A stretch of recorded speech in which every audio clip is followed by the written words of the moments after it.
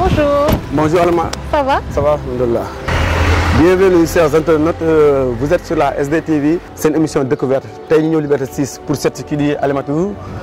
chef d'entreprise Carvi Food. Alimatou, maa ngi lay nuyu. maa ngi lay fay. ñu dem.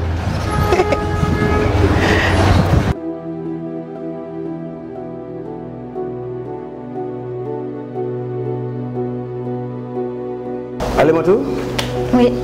naka journée bi. Ça va, ça se passe bien. Kan mooy Alimatou. Alimatou moom benn ndaw la bu màggee fi Sénégal juddoo fi màggee fi jàngee fi créé fi entreprise am aussi maa ngi jàngee école Dior fa laa defee sama jardin ba 3e jógee foofu dem Sacré-Cœur ba terminal S. Ensuite ma def cursus ingénierie statistique bi ma amee sama diplôme nag après liggéey naa 3 ans ci affaire statistique données collecte enquête loolu yëpp avant may créer aussi samay activité bi ñu ma gën a xam nag mooy Carvi Food mooy première entreprise buy produire viande séchée Sénégal. Lan mooy Carvi. Carvi turu épice la. Turu épice la waaw turu épice la nit ñi xamuñu ko parce que fii nii ay épices ñi xam ay poivre ay paprika ay sel épices yooyu la ñu xam mais bii Carvi tamit turu épice la. mais li tax ma tuddee ko Carvi nag dama doon def benn jour benn test Facebook boobu maa ngi lancé sama premier projet yi mooy def benn test Facebook ma ne xaaral ma xool test bi. Quelle est votre épice? Quelle épice êtes-vous? Le tuddoon ma def ko ñu ne ma vous êtes l'épice Carvi ma ne kon léegi Carvi bi moom laay jël def ko non c'est aussi banal que ça. Mais comment ça se fait esthéticienne dugg ci production alimentaire. Production alimentaire nekkul seule chose bu may def. Production alimentaire mu nekk loolu wala mu nekk leneen man awma barrière awma limite du genre que dama def formation bi rek loolu laay topp non. awma barrière yooyu noonu su ma gisee lenn loo xam ne war naa ci mën a liggéey damay dem formé wu def ci li ma ci war a def yëpp def ci effort yi ma war a def lancer projet bi awma barrière boobu noonu nekk statisticienne wala ma nekk leneen am benn problème su ma gisee lu ma mën a résoudre problème bu ma mën a régler damay jóg ma def ko. jugee ci statisticienne dem ci productrice alimentaire est-ce que c'était facile. Toujours looy def du yomb mais. man par rapport ak sama nature man dama am nature boo xam ne damay gaaw a adapté wu tey bu nit ñi di jël 1 mois pour adapté wu man 1 semaine mën naa adapté wu ci dara su ma commencé def dara rek dama ciy dem à fond du ma am barrière damay commencé di jàng di xool déjà li may njëkk a def rek damay def benn liste bi ma ne lii nii laa soxla lii dama ko soxla dama war a jàng lii rek lancé wu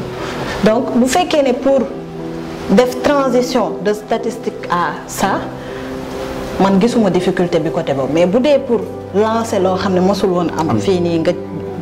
commencer depuis zéro nga créer dara loolu metti na. C'est une très longue histoire d'une femme sénégalaise qui gagne sa vie à la sueur de son front.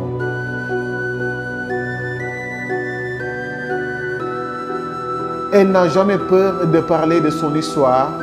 Cette audace a changé la trajectoire de son entreprise de manière décisive.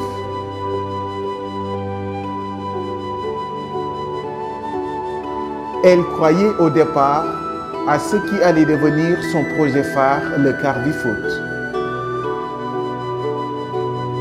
dafa am loo wax lu am solo moo dégg ci sa présentation. mooy dama liggéey ba benn moment ma bàyyi fi lépp doon entrepreneur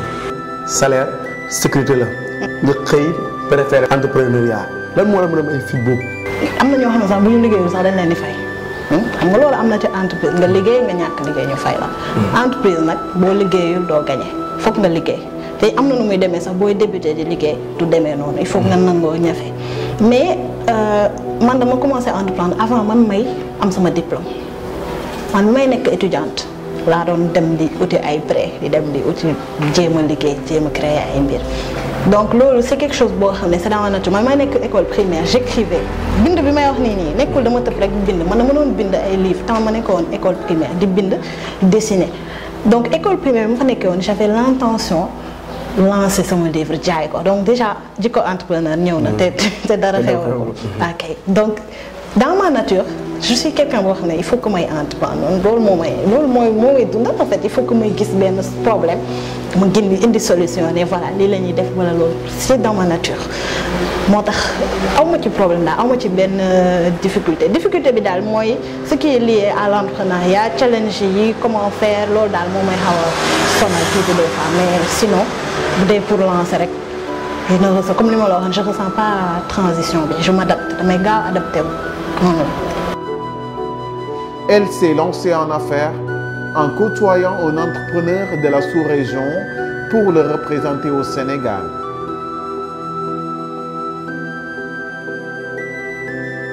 Alimatou est devenu un entrepreneur avec une idée très claire de l'aventure dans laquelle elle se lançait.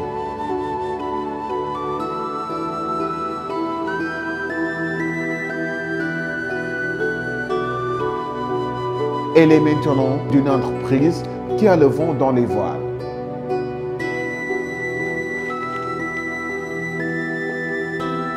Alors nous avons deux formats de viande séchée, les mini paquets qui coûtent 1000 francs et les grands qui coûtent 3000 francs. Nous avons 4 goûts, salé, pimenté, gingembre et ail.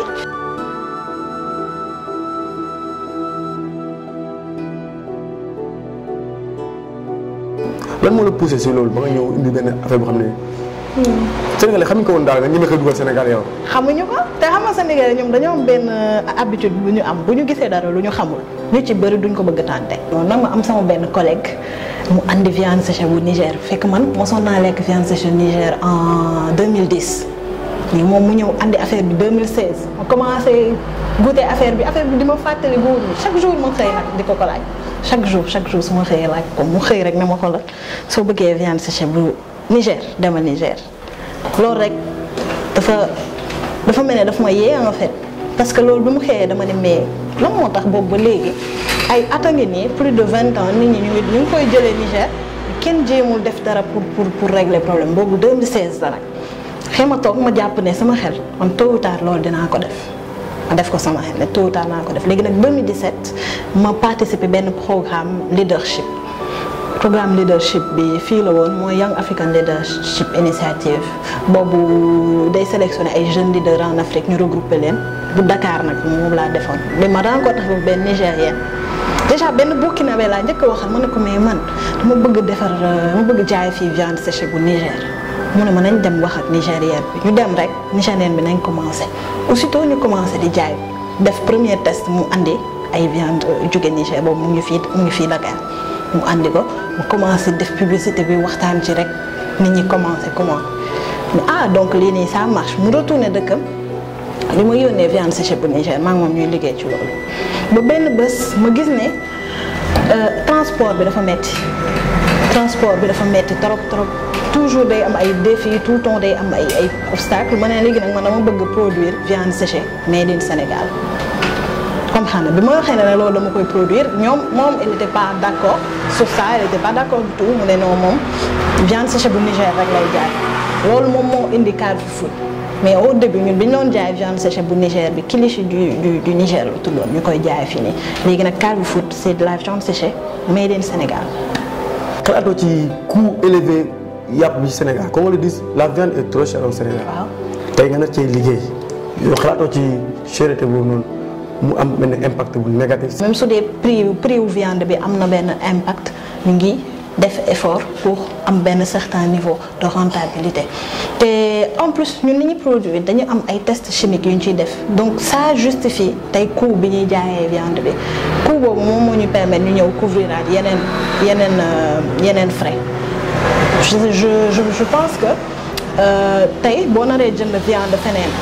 te doo xam ndax sécurité alimentaire bi elle est respectée vaut mieux nga jënd foo xam ne da lay wone fii ñii def nañ test chimique bu pare conditions d'hygiène yi dañ koy respecté te chaque jour bu ñu produire dañuy améliorer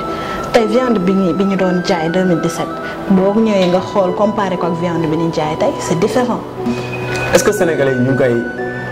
idée bi ñu koy épouser viande séchée bi seen quotidien. tey plus que démb en tout cas tey nii ni ñu ko adopté léegi bu njëkk gënoon na metti parce que xamuñu ko woon ba pare da nga doon dóor dàqeek nit ñi da nga doon doole mais léegi au moins di nga dégg nga dem tase nit mun la ah man lii mos naa ko ba pare lii xam naa ko lii wala mu ñëw mu ne la ah démb sama papa wala démb sama yaay moo lekk li ma fi tegoon xam nga loolu dafay neex mais loolu au début aw ma ko woon au début di nga dégg kenn moo la ne la mais viande bi ngeen kii bokkul ak bu Niger loolu moom ko daan dégg tout le temps bokkul ak bu Niger dama ko daan dégg mais léegi gisatuma comparaison boobu ñi koy goûter gisatuma ñuy comparer naan bu Niger bi lii mais li ñuy wax mooy ah léegi ni ngeen def bii nii moo dàq li ngeen defaroon te ñun loolu la ñu wër donc ñu ngi ci yoon bi c'est pas que tey nag yegg nañu au sommet mais ñu ngi ci yoon bi ñu bëggoon instant bi nii année bii nii on a ce qu'on voulait faire année bi nii on a fait. lan mooy secret wu Carvi Food ba nga mën a def résultat yooyu en un temps record. ci politique marketing bi la. wala dafa am beneen touche bu Sénégalais yu tàmbatoon di def seen entreprise yow moom nga indi wala. secret amul ñun dañuy liggéey ba pare li ñuy def dañ koy jël au sérieux li may wax même sooy jaay gerte caaf il faut que nga jël ko au sérieux loolu mooy tax nit ñi mën la gëm parce que li ngay def soo ko gëmul rek kenn du la gëm te kii représenté entreprise bi personnalité bi muy am aussi loolu dafay agir man du ma négliger dara viande laay jaay loolu la ñuy wax jaaykatu yàpp dérangé wu ma man tant que maa ngi liggéey rek ñun ça va pour man liggéey moom moo am important liggéey concentré wu am ay objectif ba pare nga xool sa objectif jëm kanam donc loolu laa gis bu méttee même su méttee sax nga ngay accroché wu nga forcé nga def li nga war a def tôt ou tard di nga gis ay résultats waaw. te tout le temps innové li ngay def innové nga jéem a xool lan laa mën a def lu gën li ma defoon démb toujours. sa entourage ñoom transition boobu la nga gisee jógee ci statisticien bi dem ci comme ni ko waxee sànq day gars yi tooñee jaaykat yi yàpp bi. man sama famille am na ci ñoo xam ne dañoo bëggoon ma dem jàngiwaat parce que bi ma defee sama étude nekk ingénieur presque tout le monde m'a dit que yow war nga mën a def benn PhD war nga mën a def doctorat nga dem nekk docteur en quelque chose mais moi je le vois comme ça man gisuma woon loolu li ma gisoon mooy que man entrepreneur laay doon donc ça me sert à rien may dem nekk docteur ci leen loolu laa jàppoon moo tax bi ma commencé liggéey ba bés bi may arrêté liggéey presque kenn xamu ko boobu man j'étais mariée jëkkër bi ma nekkoon rek moo xamoon ne man bàyyi naa moom rek moo ko xamoon au début mais sama famille samay parents non kenn xamu ko woon parce que dama ko doon nëbb sax xamoon naa ne su ma ko waxee ça va créer ay problèmes yu ma di mais lan moo tax nga bàyyi sa liggéey lan moo tax lii mais pour man ça allait man loolu moo nekkoon sama objectif j'étais inscrite ci li ma bëggoon def donc man j'étais bien avec ça c'était clair dans ma tête mais après bi ma demee ba mu yàgg nag benn jour ma dem benn événement entrepreneuriat rek taseeg rajo nii ñu interviewé ma fekk man yoroon naa sama projet à côté ñoom xamoon nañ ne yore naa projet mais dañ jàppoon ne maa ngi liggéey en même temps bu ma demee affaire bi génn rajo rek waxuma ko kenn ñu woo ma mais Alima dégg nañu ne rajo nga doon wax ma naan et cetera mun tax ma daal di jàpp sama jàmbur rek mel ne koy liggéey rek toog di ko def benn affaire nag benn moment affaire bi day ëpp loxo mënoo ci dara. waaw ma daal di wax man bàyyi naa li ma doon liggéey même après loolu nag topp nañ mi foog nga dem uti liggéey di mais après maintenant épousé nañ ko waaw là moom maintenant ils ont accepté ils ont vraiment accepté dem nañ sax ba di ci jàpp di xool lan la ñu mën a def pour aider loolu yëpp di xool li may def di intéressé wu di xool di poser ay questions ci li may def mais au début moom franchement non kenn d'accord woon ci loolu dañu bëggoon man ma ut sama liggéey toog fenn ñu may fay chaque fin du mois mu wóor ne man je suis en sécurité toog tranquillement dans mon ménage gérer sama liggéey waaw. mu leer na li soo ko épousé sa waa kër duñ ci d'accord sa néeg duñ ci d'accord mais à chaque fois yow sa gëm-gëm dina am force boobu di ko mën a pousser lan mooy sa point fort. man dama nekk nitu conviction depuis bi may nekk xale ba tey su ma nee ne lii laa bëgg mooy sama objectif je me donne les moyens li ma war a def dama koy dem defi comme xam nga bu laajee effort dama koy def j'ai pas peur de ñu koy waxatee ragaluma coono pare li may ragal moo bëriwul en fait c'est sama nature la loolu li may ragal moo bëriwul su ma gisee dara loo xam ne lii yaakaar naa ne war naa ci mën a dem rek damay dem def damay jël risque bi aussi su demee ba nga xamante ne j'ai pas ce que je voulais damay pivoter parce que damay gaaw adapté wu comme xam nga donc su dara xëy rek automatiquement damay pivoter wala ma jéem a trouver benn solution mais des fois ça a été très difficile. Il y avait des périodes yoo xam ne moom franchement man dama doon poser wu question di xalaat mais comment ça va se terminer nan lay demee loolu dama ko daan poser wu question di ko xalaat donc ça n'a pas été facile du tout mais avec le temps xam nga booy dund ay affaire muy metti nga koy dund di ko dund ba à un moment donné da ngay dem ba da ngay blindé c'est comme le sport en fait sooy def sport au début sa yaram di metti à un moment donné da ngay dem ba choc yooyu noonu dootu la defati dara parce que da nga koy tàmm. est-ce que nekkul kon sport moo la forger ci yenn caractères yi. sport forgé na ma parce que def naa sport moom j'étais dans une école de basket def naa école de basket pendant 4 ans nag par intermittence di reprendre pendant les vacances et cetera def naa ko pendant 4 ans def naa sport moom je suis sportive de nature mais éducation bi aussi ça a eu un effet parce que man sama papa daf ma daan wax tout le temps il faut jamais abandonner. Tout le temps daf ma ko doon wax faut jamais abandonner. Je vais vous raconter benn anecdote bi may def 3e man j'avais vu que ñi nekk terminal S1 comme c'était les meilleurs tout le monde disait que c'était les meilleurs man dama ne woon il faut que ma dem parmi les meilleurs il faut que ma nekk foofu mais j'avais un penchant littéraire dama nekkoon littéraire dans ce que je faisais donc on m'a dit Alima il faut que nga dem defi série L parce que yow loolu mooy sa point fort tu écris des livres tu lis beaucoup langues yi amoo ci benn problème demal nga dem fi nga xam ne moom ngay gën a nekk à l'aise mais moi je disais que on dit que les S1 sont les meilleurs foofu laay dem mu taru nag affaire bi métti j'ai vécu des choses très difficiles mais dama ne non foofu laay dem et jusque bi may yegg foofu des gens m'ont dit mais Alima il est encore temps de changer d'avis parce que là franchement c'est difficile il faut que nga arrêter ma ne non sama conviction loolu la te finalement je l'ai eu avec mention te loolu dafa bettu ñëpp parce que dañ ne ah mais elle était pas censée faire ça mais je l'ai fait parce que loolu moo nekkoon sama objectif loolu mooy sama conviction te lu may def noonu laa ci demee sama conviction lii la je pense que war na mën a nekk je fonce là-dessus def ko c'est vrai que nag des fois il y a des hauts et des bas il y a des moments boo xam ne yoo xam ne ça va pas mais da ngay xam ne voilà sa objectif lii la tu gardes l'objectif en tête et tu fonces là-dessus moom loolu mooy sama leitmotiv.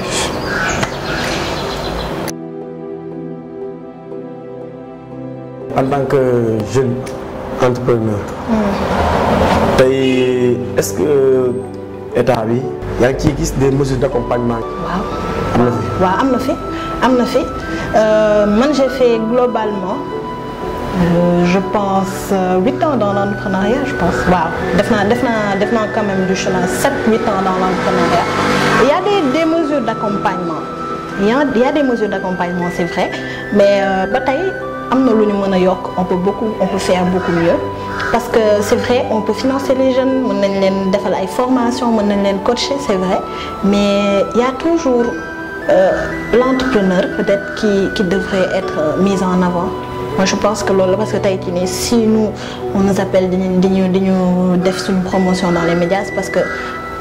d'un côté ñun on fait notre branding on travaille beaucoup sur notre branding on fait beaucoup de communication et je pense que peut-être les structures mën nañu yokk ce volet-là pour que ñun on n'ait plus besoin de faire cet effort et qu'on se concentre plus sur notre marketing qu'on se concentre plus sur les profits qu'on peut faire man daal loolu laa gis mais vraiment il y a des structures moi sama business plan ADP moom moo ma ci coaché sama business plan ADP moom moo ma coaché de bout en bout wax ma li ma war a def yëpp je l'ai fait la DER m'a coaché. D'ailleurs, chaque fois, ils organisent des événements, tout le temps, je suis au courant, je sais ce qui se passe dans le milieu. Et contrairement à ce qu'on dit, c'est pas de la politique. Moi, je fais politique. Beaucoup de parti politique. Donc, je pense qu'il faut que les jeunes y aillent. CETIC Dakar est là, il y a Jocolab, il y a plein d'entrepreneurs ici. Il y en a plein. On accompagne les entrepreneurs, on leur fait des formations, on essaie de les mettre en avant, mais je pense que le côté dernier point, c'est quelque chose à renforcer. Mettre de plus en plus les entrepreneurs en avant. Ils ont du mal à se lever un peu, nous les pousse. Et puis qu'on travaille sur leur mental aussi. Parce que entrepreneur, il y a une structure,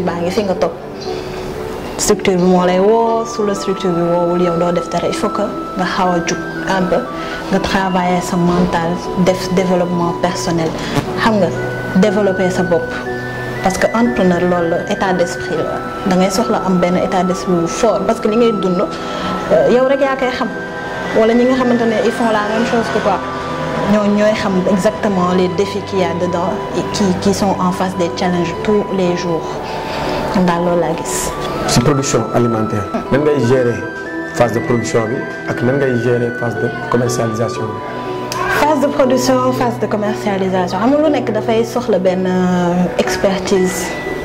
Au début moi je faisais tout ça man rek maa doon def loolu yëpp maa doon def production bi emballé coller étiquette yi su ma paree commercialiser def marketing bi je faisais tout ça mais maintenant on a une équipe on a des personnes qui travaillent dessus on a même benn volet production audiovisuelle pour tout ce qui est vidéo photo qui sont là en marge de notre autre activité de production audiovisuelle donc aujourd'hui leader bi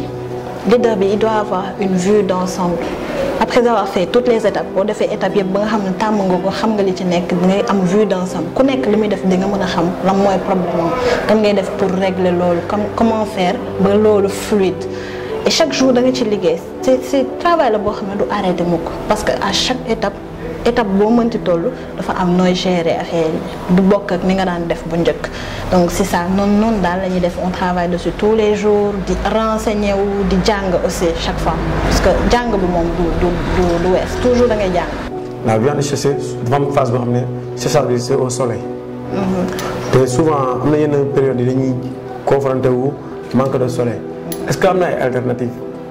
Il y a beaucoup de techniques. séchage tey jii nii ni ngay gisee viande bi ni ñu koy defee Sénégal bokkul ak ni ñu koy defee Niger bokkul ak ni ñu koy defee États-Unis bokkul ak ni ñu koy defee Tchad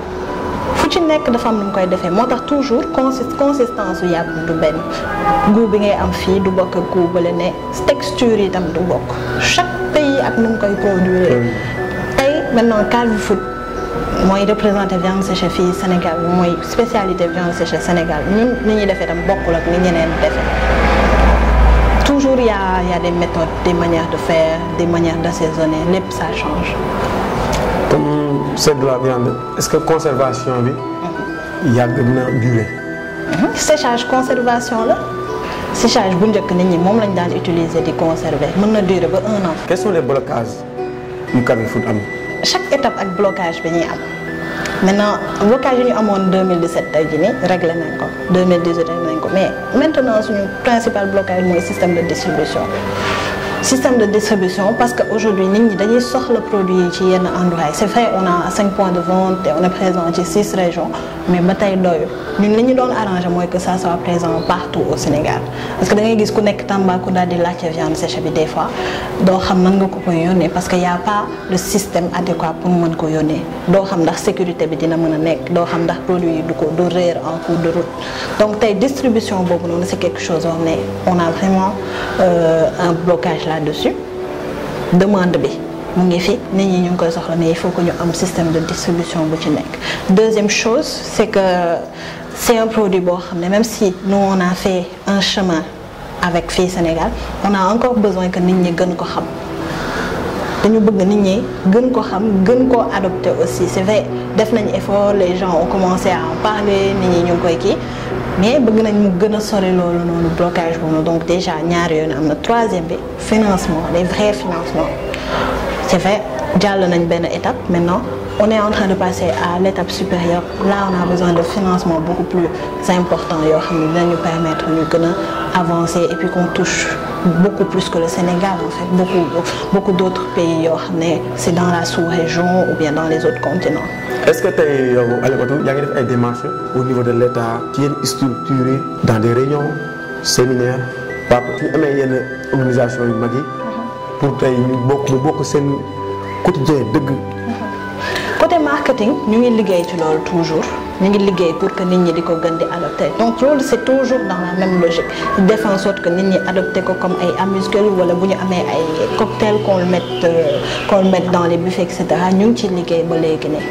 ñu ngi ci liggéey tous les jours on travaille dessus mais li nga xam ne moom mooy primé ci loolu mooy que ñu defar qualité produit bi tey jii améliorer de plus en plus qualité bi ñun loolu noonu moo ñu gën a soxal sax booy xool travailler ci qualité bi emballage yi defar loo xam ne tey day obéir aux standards internationaux. C'est vrai, côté chimique, on a déjà fait ce qu'il y a à faire. On a prouvé que c'est un produit qui est propre à la consommation humaine. On a prouvé que c'est un produit qui a 75% de protéines. Il nous faut encore plus développer la qualité. Si nous avons un niveau de qualité, on sait que voilà, ça pourra même dépasser les séminaires ou autre nous comment dépasser. Ça au moins Carrefour Sénégal wala commencé na génn. Des fois on a des demandes ailleurs.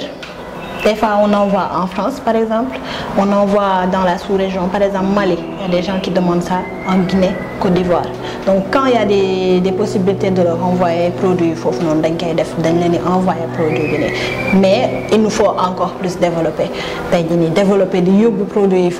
en très grande quantité. Parce que demande de bimouifi. Demande de bimouifi, nous avons encore la. L'émission tire à sa fin. Et en tant que chef d'entreprise, fondatrice de Carrefour, les Sénégalais yi bëgg dugg ci milieu entrepreneuriat mais amul yenn aperçu yi loolu ni wax tey. Fit moom foog nga am parce que milieu entrepreneuriat mel na noo xam ne moom soo amul fit dëgg-dëgg moom je pense pas que di nga ci yàgg foog nga am fit ba pare il faut que nga nangu def effort bu ragal coono. Ku ragal coono moom jaarul nga cee dugg parce que ñun tey peut-être yaa ngi ñu fekk fii mais lu ci ëpp ñu ngi ci terrain bi ñu ngi ci biti ñu ngi dem di démarcher ñu ngi def des fois nga am ay rejet léeg-léeg nga def dara ñu rejeté la carrément yow xam nga ci dara da ngay ñëw nga dem fenn tu penses que tey jii nii andi nga argument yëpp ñu rejeté la tey boo amul doole mental bi nga soxla pour mën a supporter loolu da ngay bàyyi. yeneen nga gis koo xam ne day ñëw dugg ci sans conviction mais buñ ko rejeté benn yoon ñaari yoon mu dem bàyyi li muy def yëpp dem ne maa ngi dem uti liggéey donc il faut nga nangoo persévérer bu ragal coono ba pare nga am fit nga dem mu métti nga continuer nga ñafe et puis ngay fëgg foo fëgg daal di nga xam ne tôt ou tard dina am benn bunt buy ubbeeku nga continuer parce que fii amul kenn koo xam ne da nga koy gis fii nii ñu ne la réussir na dara te jaarul fenn fii buñ la waxee fi mu jaar. am na nu muy demee yow danga naan sax man defaguma dara donc loolu il faut que nga nangoo dem il faut nga nangoo avancer voilà bu ragal et puis rejet yi bu mu la tax a taxaw bu mu la rejeté passe au suivant. lay tàggatoo suñu mbokku internet yi. di leen remercier ci occasion bi ngeen jox tey ñu présenter li ñuy def di encourager mbokk internet yi képp ku ci bëgg a entreprendre et puis di leen wax tamit ñu ñëw jënd produit bi info yëpp mu ngi nii suñu ñëwee jënd produit yi def promotion bi et puis qu'ils prennent exemple avancer ci li ñuy def lancer ay initiative voilà merci daal en tout cas merci à tout le monde ñii seetaan émission bi yëpp ñu ngi lay remercions ba pare nous remercions aussi l'équipe de SDTV voilà. Chers internautes, c'était votre émission découverte sur la SDTV tey ñu ñëwoon fii si Liberté 6 seet si Alimatou Ndiaye fondatrice su Carrefour nekk benn entreprise buy jaay viande séchée def ci ay épices yu saf. N'hésitez pas ngeen jàpp nag neex na trop ñu leen jox rendez-vous ci yeneen émission ci yeneen numéro ba beneen yoon